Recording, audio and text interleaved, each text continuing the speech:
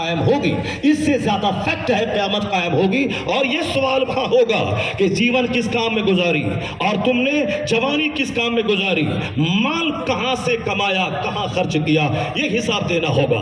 تم نے فراڈ کر کے کمایا، لوگوں کی آنکھوں میں دھول جھونک کے کمایا، تم نے کہاں سے کمایا، باپ کی وقف جائیداد کو بیچ کے کمایا کہ مسجد میں جو لوگ چندہ دیتے ہیں جمعہ کے دن، اس چندہ کو اپنے بزنس میں لگا کے حرام طریقے سے تم نے کمایا۔ دنیا میں کوئی نہیں پکڑے گا، مگر 70-80 سال جو 10 دن ہے، اس کے بعد جو مرے گا وہاں جائے گا۔ تو جو اللہ پانی کے ناپاک قطرے سے پیدا کیا ہے، وہی اللہ دوبارہ تمہیں زندہ کر کے پھر حساب مان لینے پر قادر ہے۔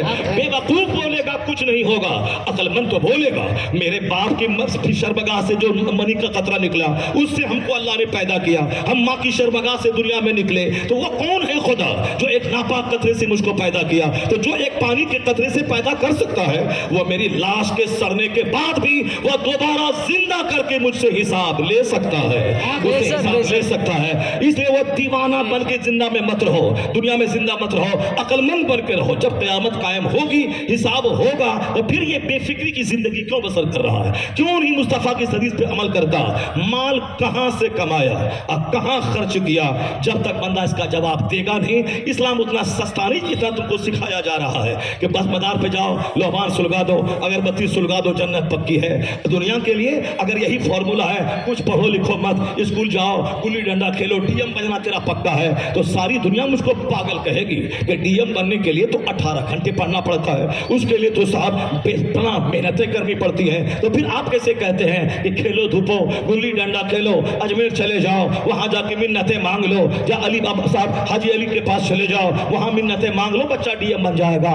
اللہ کی قسم تم یہی بولے گا کہ ڈی ایم بننے کے لیے درگاہ پہ جانا کافی نہیں ہے، لوبان سلگانا کافی نہیں ہے، اسے تو 24 گھنٹے میں 18 گھنٹے 15 گھنٹے 16 گھنٹے اسٹڈی کرنا پڑے گا، چونکہ بہت محنت والا کمپٹیٹیو مقابلہ ہے، اس کو نکالنا ہوگا۔ اور پھر چلے جاؤ اجمیر اور بولو کہ ہاں ایک فیکٹری قائم ہو جائے، میرے گھر میں ایئرپورٹ قائم ہو جائے، میرے گھر میں ہیلی کاپٹر اترنے لگے، بابا اب تو سارے ہندوستان کو چلاتے ہیں، بابا 2-4 تماچا مار کے بھگا دیں گے وہاں سے، یہ بولیں گے یہ سسٹم کے خلاف دنیا نہیں چلتی ہے، دنیا سسٹم کے مطابق چلتی ہے۔ یہ نہیں کہ آ گیا چلا گیا وہاں بابا فیکٹری دے دے گا، ایسا نہیں ہوتا ہے۔ گلی ڈنڈا کھیلے دھوپے اور دولت پر مل جائے گی، ایسا نہیں ہوتا ہے۔ یہاں کیا ہوتا ہے، ایک دانہ گیہوں کا پہلے تجھے کھیت میں ڈالنا ہوگا، پھر اللہ اس دانے کو سڑا کے وہاں سے ایک پودا نکالے گا، پھر اس پودے میں 10 بالیاں نکلیں گی اور ہر بالیوں میں 100 دانے، تو ایک دانہ ڈال، اللہ تجھے 1000 دانہ عطا فرمائے۔ پہلا دانہ تجھ کو ڈالنا ہوگا، تجھے محنت کرنی ہوگی، پہلے 10 گھنٹے، پھر اس کے بعد 12 گھنٹے، پھر 16 گھنٹے، میٹرک انٹرمیڈیٹ گریجویشن میں ہائی کلاس کا نمبر تولا، اس کے بعد چلا جا اجمیر اور بول بابا میں نے محنت میں کوئی کمی نہیں کی، میں نے 99% نمبر لایا ہے، میں رات بھر جگہ ہوں، اب بس صرف نظر کرم کی ضرورت ہے۔ بابا نظر کرم کریں گے، دعا کر دیں گے، ادھر سے محنت چلے گی، ادھر سے بابا کی نگاہ کرم آئے گی، کامیابی قدم چومے گی۔ یہی ہے دنیا کے سارے میٹر میں۔ دیوانے کا خواب نہیں ہے کہ اچانک ایسے دباؤں تو آسمان سے ہیرا برسنے لگے اور زمین سے سونے کی ہانڈی نکل جائے۔ جو محنت کرے گا وہ اس دنیا میں کامیاب ہوگا۔ جب دنیا میں کامیاب ہونے کے لیے محنت ضروری ہے، تو پھر اچانک ایک قدم کود لگانے سے، لوبان سلگانے سے جنت پکی کیسے مل جائے گی؟ صرف ایک بار سبحان اللہ کہنے سے جنت پکی کیسے ہو جائے گی؟ صرف ایک دن اپنے گھر میں فاتحہ دلا کر کے بریانی خود کھا لیا اور بال بچوں کو کھلا دیا، اسے جنت کیسے مل جائے گی؟ اور پھر اجمیر گئے، چادر چڑھا دی اور جنت ہماری پکی ہو گئی۔ تو اب تو پکی ہو گئی تو تم روزانہ کمانے کے لیے روزانہ دکان میں بیٹھتا ہے، روزانہ فیکٹری جاتا ہے، نہیں بولتا ہے کہ بس اللہ دینے والا ہے دے دے گا، ہمیں دکان میں نہیں بیٹھنا، 3 دن بیٹھ کے کتنا بیٹھیں گے؟ نہیں بیٹھیں، اب نہیں بیٹھیں گے، اللہ چاہے گا تو دے دے گا۔ نہیں، تو عقل مند ہے، دکان نہیں بیٹھو تو شام میں پیسہ چل کے میرے گھر میں نہیں آئے گا، مجھے جانا ہوگا، اللہ روزی دینے والا ہے مگر مجھے تو دکان پہ جانا ہوگا، مجھے کھیت جانا ہوگا۔ یہی سوچ آخرت کے بارے میں کیوں تیری پلٹ جاتی ہے کہ ہم کچھ بھی نہ کریں اللہ جنت دینے والا ہے، وہ دے دے گا؟ کیوں پلٹ جاتی ہے؟ اللہ روزی دینے والا ہے تو بس 16 گھنٹے دکان میں بیٹھتا ہے اور یقین کرتا ہے کہ روزی دینے والا ہے، مگر دکان جانا ہوگا، کھیت جانا ہوگا، فیکٹری جانا ہوگا، دفتر جانا ہوگا، اسکول جانا ہوگا۔ پھر یہی بات وہاں بھی جان لے، اللہ بخشنے والا ہے، اللہ جنت دینے والا ہے، مگر مسجد جانا ہوگا، نماز پڑھنا ہوگا، روزہ رکھنا ہوگا، حج کرنا ہوگا، زکات زکات دینا ہوگا, صدقات و خیرات کرنے ہوں گے, تراویح پڑھنی ہوگی, تلاوت کرنی ہوگی. جس طرح دکان گئے بغیر روزی نہیں ملتی ہے, اسی طرح مسجد گئے بغیر ہی جنت نہیں. بے شک بے شک. نعرہ تکبیر, اللہ اکبر. نعرہ رسالت. یا رسول اللہ. سبحان اللہ. جس نے بھی تجھ کو بتایا ہے کہ کنڈے کا فاتحہ دلاؤ جنت پکی ہے, جس نے بھی تجھ کو بتایا ہے کہ لوہان جلاؤ جنت پکی ہے, اس نے دھوکہ دیا ہے تجھ کو. اس نے قرآن نہیں بتایا ہے, اس نے حدیث نہیں بتایا ہے, وہ تمہارے جذبات کے ساتھ کھلواڑ کیا ہے, تمہارے جذبات کے ساتھ کھلواڑ کیا ہے. اللہ رب العزت نے قرآن کریم میں 100 جگہوں سے زیادہ جگہوں پہ نماز کے بارے میں کہا ہے. وہ کیوں کہا ہے؟ ایک جگہ بھی پورے قرآن میں کہیں نہیں ہے کہ درگاہوں پہ جا کے فاتحہ دلاؤ, کہیں نہیں ہے. ایک جائز کام ہے, اچھا کام ہے, حرام بھی نہیں ہے, جائز ہے, مگر جائز ہے, فرض بھی نہیں ہے وہ.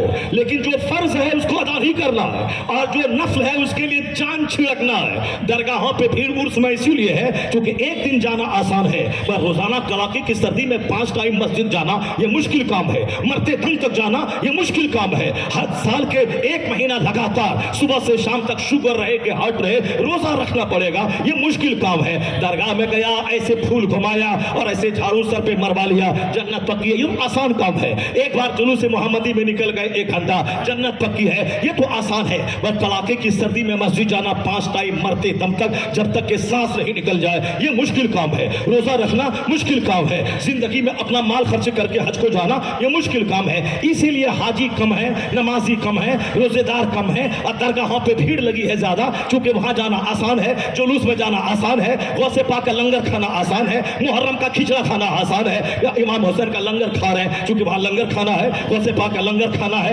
ہے, ٹوائلٹ جانا ہے, یہ کام تو آسان کام ہے. مگر یہ کڑاکے کی گرمی, زبردست چلچلاتی دھوپ میں کپڑا پہن کے نماز پڑھنا کتنا مشکل کام ہے. کڑاکے کی سردی میں برفیلے پانی سے وضو کر کے نماز پڑھنا کتنا مشکل ہے. گردن کٹنے پر تیار ہو, اس کے باوجود اللہ کو سجدہ کرنا کتنا مشکل کام ہے. آسان کام یہ لنگر کھانے والے کرتے ہیں, اور مشکل کام امام حسین نے کیا ہے. سارا کنبا لے جا کے گردن کٹوا دیا, نانا کے دین کو کٹنے سے بچا لیا. یہ مشکل کام جو تیروں کے ہجوم میں سجدہ کیا ہے. بس لہبان اگربتی. پھر سوال ہوگا مولانا یہ لہبان اگربتی کیا مطلب, یہ حرام ہے کیا؟ میں نے کب کہا کہ حرام ہے؟ نہ فاتحہ حرام ہے, نہ جلوس محمدی حرام ہے, پر میں نے یہ بھی کہا کہ جلوس محمدی نکالنا فرض نہیں ہے, لنگر غوثیہ فرض نہیں ہے, لنگر خواجہ فرض نہیں ہے, فاتحہ میلاد فرض نہیں ہے, مزار پہ جانا فرض نہیں ہے, اور حرام بھی نہیں ہے, فرض بھی نہیں ہے. ایک مستحسن اچھا کام ہے, کیا تو ثواب, نہیں کیا تو کوئی گناہ نہیں. وہ لوگ کافر ہیں, وہ نبی کو گالی دینے کی وجہ سے کافر ہیں, نہ کہ جلوس میں نہیں گیا تو کافر ہو گئے, فاتحہ نہیں دلائی تو کافر ہو گئے. نہیں, وہ نبی کی توہین کیا ہے, توہین کرنے والے کا ساتھ دیا ہے, اسی لیے وہ اسلام سے خارج ہے.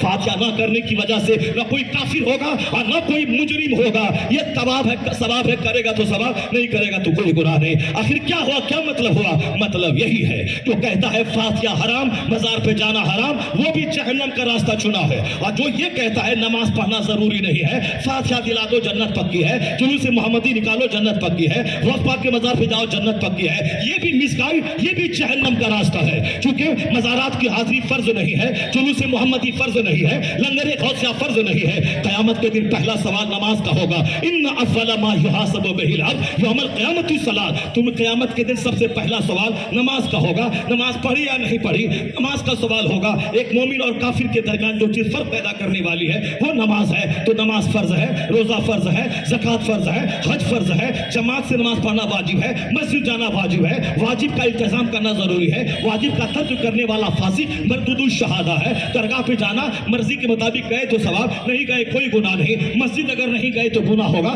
عادتاً جماعت کو چھوڑنے والا فاسق مردود الشہادہ ہے. تو اب یہی ہے جو بولتا ہے نماز پر فاتحہ حرام, وہ بھی جہنم کا راستہ ہے, اور جو بولتا ہے نماز کی کیا ضرورت ہے, فاتحہ میلاد درگاہ یہ کافی ہے, وہ بھی جہنم کا راستہ چنا ہے. اب یہ بیچ کا راستہ ہے مسلک اعلیٰ حضرت, یہی مسلک اہل سنت ہے. نماز بھی ہوگی, نیاز بھی ہوگی, نماز بھی ہوگی, فاتحہ بھی ہوگی, نہ روزہ بھی ہوگا, جلوس محمدی بھی نکلے گا, حج و زکات بھی ادا کیے جائیں گے, مزارات پہ حاضری بھی دی جائے گی, نفل بھی ادا ہوگا, فرض بھی ادا ہوگا, اور سیدھی سڑک شہر شفاعت نگر چلی جائے. سبحان اللہ, سبحان اللہ, اللہ اکبر, یا رسول اللہ, زندہ باد, زندہ باد. اے میری قوم، یہی ہے مسلک اعلیٰ، یہی ہے مسلک اعتدال، یہی ہے مسلک اہل سنت۔ اہل بیت کا کرتے رہو۔ بیٹے کا نام علی، حسین، عباس سب رکھو، بیٹی کا نام سکینہ، زینب، رقیہ سب رکھو، اور صدیق اکبر سے چڑھو، عثمان غنی سے چڑھو، عمر فاروق سے چڑھو، حضرت امیر معاویہ رضی اللہ تعالیٰ عنہ سے چڑھو۔ عباس، علی، سکینہ نام رکھنا جہنم پہنچائے گا، نہیں جاؤ گے جنت۔ چاہے 1000 سر پکڑ کے پٹک جاؤ، سینہ پھاڑ لو، سر کو توڑ لو، نہیں جاؤ گے جنت۔ چونکہ جب اللہ کے رسول نے کہا ہے علیکم بسنتی وسنت الخلفاء الراشدین المہدیین، تم پر لازم ہے میری سنت، میرے خلفاء کی سنت۔ تم میرے صحابہ کو گالی مت دے، لا تسبوا اصحابی اکرموا اصحابی، میرے صحابہ کی عزت کر۔ اگر بیٹا کوئی گناہ کرتا ہے، باپ اس کا ذمہ دار نہیں ہے۔ اگر بیٹا اہل بیت کا قاتل ہے تو بیٹا مجرم ہے، باپ کا کوئی قصور نہیں ہے۔ اگر باپ کو تو قصوروار مانتا ہے، اس سے بڑا مجرم امام حسن جس کے لیے تم مرتا جیتا ہے وہ قصوروار ٹھہریں گے۔ اگر امام حسن امیر معاویہ کو خلافت نہیں دیتے، وہ اپنے بیٹے کو نہیں دیتا، اصل ذمہ دار امام حسن ٹھہریں گے۔ انہوں نے خلافت نہ دی، جبکہ 40,000 عرب ان کی طرف سے گردن کٹانے کو تیار تھے۔ تو صرف اتہاس پڑھے گا تو جہنم جائے گا۔ قرآن حدیث سے جو اتہاس ٹکرائے، اس اتہاس کو لکھنے والے کے منہ پہ مار دے، اور وہ قرآن حدیث اصل میں ہے۔ اور جو اتہاس قرآن حدیث سے نہ ٹکرائے وہ ایکسیپٹیبل ہے، لیکن جو قرآن حدیث سے ٹکرائے وہ ان ایکسیپٹیبل ہے۔ تو جو صرف صحابہ اہل بیت کی محبت لے کے بیٹھا، صحابہ کو گالی دیا، وہ بھی جہنمی ہے۔ اور جو صحابہ کو لے کے بیٹھا، امام حسین کو باقی کہا، وہ بھی جہنمی ہے۔ یہ بیچ کا راستہ ہے مسلک اعلیٰ حضرت۔ کیا اہل سنت کا ہے بیڑا پار، اصحاب حضور نجم ہے اور ناؤ ہے اطرت رسول اللہ۔ سبحان اللہ، سبحان اللہ۔ مسلک اعلیٰ حضرت، مسلک اعلیٰ حضرت میں اللہ کا ڈر، مصطفیٰ کی سچی محبت، مصطفیٰ کے گھر والوں سے پیار، صحابہ کرام کی عظمت، بزرگان ائمہ مجتہدین سے پیار۔ جس نے بھی دین کی خدمت کی، جنہوں نے کھایا پیا مکان نہیں بنایا، صرف دین کا کام کیا، ان کے مزار پہ حاضری دے کر ان کو سلام کیا جائے، ان کی خدمتوں سے پیار کیا جائے، ان کے درجات کی بلندی کی دعا کیے جائیں، ان کے وسیلے سے اپنے لیے دعا کیے جائیں۔ یہی ہے مزارات کی حاضری کا مقصد، تاکہ جنہوں نے دین کو زندہ کیا، محنتیں کی، ان کے مزار پہ جا کے میں ان کا دیدار کروں، میں ان سے اسپرٹ حاصل کروں، ان کے لیے دعا کروں، ان کے وسیلے سے اپنے لیے دعا کروں، نہ کہ اللہ رسول کو سب کو چھوڑ کے اسی قبر والے سے بیٹا بیٹی سب کچھ مانگنے لگے۔ نہیں، جو بیٹا بیٹی اس سے مانگے گا، اسی کو مالک حقیقی سمجھے گا، وہ بھی جہنم جائے گا، اور جو اپنے گھر میں رہے گا، اپنے بندوں کے پاس نہیں آئے گا، وہ بھی لوٹے گا۔ تو اصل میں یہ مسلک اعلیٰ حضرت ہے کہ دعا کی قبولیت کے لیے مقدس جگہ ہے، جیسے کعبہ کے پاس دعا قبول ہوتی ہے، رکن یمانی، رکن شامی، رکن عراقی، رکن اسود کے پاس دعا قبول ہوتی ہے، مزدلفہ پہ، مینا پہ، عرفات میں، اور کوہ صفا پہ، کوہ مروہ پہ، میلین اخزرے میں، مطاف میں، مقام ابراہیم کے پاس، مسجد نبوی شریف میں، مقام جنت البقیع میں، جنت المعلا میں، کوہ احد پر، یہ دعا کی قبولیت کے استھان ہے۔ جہاں بندہ گنہگار ہے، وہ جگہیں قیمتی ہیں، اس جگہ کی وسیلے، اس کے واسطے سے دعا قبول ہوتی ہے۔ تو جو وقت ان کے پاس پیسہ نہیں ہے، وہ عرفات نہیں دیکھا، مزدلفہ نہیں دیکھا، مینا نہیں دیکھا، عرفات نہیں دیکھا، مطاف نہیں دیکھا، وہ بیچارہ کرے تو کیا کرے؟ وہ تو سر سے لے کے پاؤں تک مجرم ہے، اس کی دعا کہاں قبول ہوگی؟ یہ بریلی کے امام کہتے ہیں، جو کعبہ نہیں جا پایا، وہاں نہیں دعا کر پایا، اس کے لیے ہندوستان میں ایک جگہ ہے جو مقام مستجاب ہے، جہاں دعا قبول ہوتی ہی ہوتی ہے، وہ دعا روضہ غریب نواز ہے، جہاں دعا قبول ہوتی ہے۔ سبحان اللہ، سبحان اللہ۔ اس لیے ایک چالی اور نقلی، کالا کپڑا پہننے والا، اعلیٰ حضرت کی نفرت دل میں ڈالنے والا، پیلا کپڑا پہننے والا، اعلیٰ حضرت کے خلاف بولنے والا، اجمیر معلیٰ میں مجاور بن کے پاؤں میں کڑا، ہاتھ میں انگوٹھی اور گلے میں دھاگا باندھ کے اعلیٰ حضرت کو گالی دینے والا، تم نہیں سمجھتا رضا کون ہے؟ رضا نے اسلام کا صحیح چہرہ دکھلایا ہے، مسلک اہل سنت کا تحفظ کیا ہے، مزارات کو مٹنے سے بچایا ہے، اولیاء و صالحین کی محبت کو دل سے چرانے سے بچایا ہے۔ اس لیے جو قبر کی چادر بیچ کے کھاتا ہو، وہ کیا جانے رضا کس کا نام ہے؟ کالا کپڑا پہننا یہ کمال نہیں ہے، چاہے کپڑا کالا پہنو یا پیلا، مگر دل اجلا رہنا چاہیے، دل اجلا رہے، دماغ اجلا رہے، دل میں رہے اللہ کا ڈر، یہاں حسد نہ رہے، کینہ نہ رہے، خدورت نہ رہے، عداوت نہ رہے، بغض نہ رہے، گھمنڈ نہ رہے۔ تو کپڑا پہن کالا، اگر دل اجلا ہے، اللہ کا ڈر، اللہ کی معرفت کا نور، مصطفیٰ کی محبت ہے، دل اجلا ہے تو سمجھ لے وہی اللہ کو پسندیدہ ہے۔ ایسا نہیں کہ پیلا کپڑا ہرا کپڑا پہنے، چادر بیچ کر کھانے والا، وہ کیا جانے رضا کس کا نام ہے؟ رضا کا بیٹا چادر نہیں بیچتا، رضا کا بیٹا پھول نہیں بیچتا. رضا نے 1000 کتابیں لکھ کر اسلام بچایا ہے. رضا کا بیٹا مفتی اعظم ہند ساری زندگی چادر نہیں بیچا باپ کی قبر کی. انہوں نے فتویٰ لکھا, منظر اسلام چلایا. انہوں نے کروڑوں لوگوں کے دین ایمان کو بچایا. اب مفتی اعظم ہند کا بیٹا مفتی اعظم ہند کا دماد مفسر اعظم ہند, اس نے چادر نہیں بیچا, پھول نہیں بیچا, کتابیں لکھی ہیں, فتویٰ لکھا ہے, بدعقیدگی کے خلاف جہاد کیا ہے. آج سنیت اگر زندہ ہے تو خاندان اعلیٰ حضرت کے ان ویروں کی قربانیوں کا نتیجہ ہے. اعلیٰ حضرت نے محنت کی, ان کے بیٹوں نے محنت کی, اور ابھی اس صدی میں صلح کلیت پروان چڑھ رہی تھی. لوگ عالموں سے دور ہو رہے تھے, لیکن وہ اعلیٰ حضرت کے خاندان کا ایک چہیتا شہزادہ, انہوں نے جو کام کیا امر بالمعروف کر کے, درس بخاری دے کر, مریدوں کے پاس جا کر لوگوں کو حق و صداقت کی راہ پہ قائم رہنے کی وصیت کر کے, آج اگر سنیت مسکرا رہی ہے, کروڑوں لوگ سننے ہیں, آج تقریر زندہ ہے, واعظ زندہ ہے, عالموں کا مقام زندہ ہے, مدرسہ زندہ ہے, فتویٰ زندہ ہے, کتابوں کی تحریر زندہ ہے. اس صدی میں احسان احمد رضا خان اس کے خاندان کے شہزادے تاج الشریعہ اختر رضا کی محنتوں کا نتیجہ. سبحان اللہ سبحان اللہ سبحان اللہ. اللہ اکبر یا رسول اللہ. اعلیٰ حضرت تاج الشریعہ. اللہ لقمان جلانے والا, اگربتی سلگانے والا, پھول بیچنے والا, چادر بیچنے والا, اپنے باپ کی قبر کی چادر بیچ کے کھانے والا, وہ کیا جانے رضا کس کا نام ہے. رضا صرف 2 گھنٹہ سوتے تھے, باقی مکمل ٹائم دین کی خدمتوں کے لیے وقف کر دیا تھا. انہوں نے تلوار دی ہے ہم کو کتاب کی شکل میں, تاکہ ہم مشرکین سے, اعدائے دین سے, سب سے ہم جہاد کر سکیں. جہاد, اس کی کتاب جب تک زندہ رہے گی تب تک رضا کا نام بھیٹ نہیں پائے گا. آج وہ امریکہ سے لے کے آسٹریلیا تک درسگاہوں میں, یونیورسٹیز میں, ہر جگہ جو رضا ہے. آج جو ہمالیہ کی ترائی میں رضا ہے, آج جو خشکی علاقے میں رضا ہے, پیدا ہوئے بریلی میں, مہاراشٹر میں ہزاروں رضا جامع مسجد, ہزاروں مدرسہ رضویہ, ہزاروں لوگ ہیں جس کے نام کے لفظ رضا جڑا ہوا ہے, کروڑوں لوگ. کیا ہے جو اللہ کے دین کا کام کرے گا, اللہ اس کے نام کو مرنے نہیں دے گا. اللہ کے دین کا کام احمد رضا نے کیا, اس کو سوداگران سے اٹھا کے اس شہرت کے آسمان پہ پہنچا دیا کہ ایسے حالات آج بن گئے کہ وادی رضا کی کوہ ہمالا رضا کا ہے, قسم تو دیکھیے وہ علاقہ رضا کا ہے. سبحان اللہ آپ سے جلتے رہے, چڑھتے رہے, چاہے ندوہ کے لوگ, سہارنپور کے لوگ, علی گڑھ کے لوگ, چاہے بدعتی خانقاہوں کے لوگ, وہ سب کے سب چوپٹ ہو گئے, دارا شاہی ہو گئے. رضا کا نام مٹ نہیں سکا, سب ان سے جلنے والوں کے کل ہو گئے چراغ. احمد رضا کی شمع فروزہ ہے. سبحان اللہ سبحان اللہ. فروزہ ہے.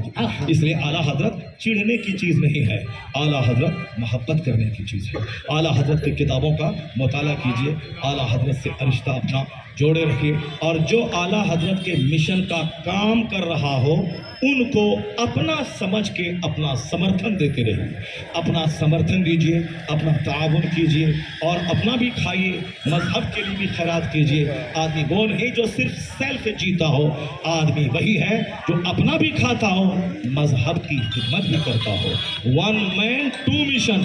ہم اکیلے ہیں, میرا 2 مشن ہے, اپنے بال بچوں کی خدمت کرنا اور مسلک اہل سنت کی خدمت کرنا, مسلک اعلیٰ حضرت کی خدمت کرنا. 1 man 2 مشن. میں ہوں, اپنے لیے بھی کام کروں گا, اپنے بال بچوں کے لیے محنت کروں گا. جو دین کا کام کرے گا وہ بھوکا نہیں رہے گا. جب دنیا کے عام لوگ بھوکے نہیں رہتے جو اللہ کو نہیں مانتے, جب وہ بھوکا نہیں رہتا, جو اللہ کے مذہب کا کام کرے گا وہ کیسے بھوکا رہے گا.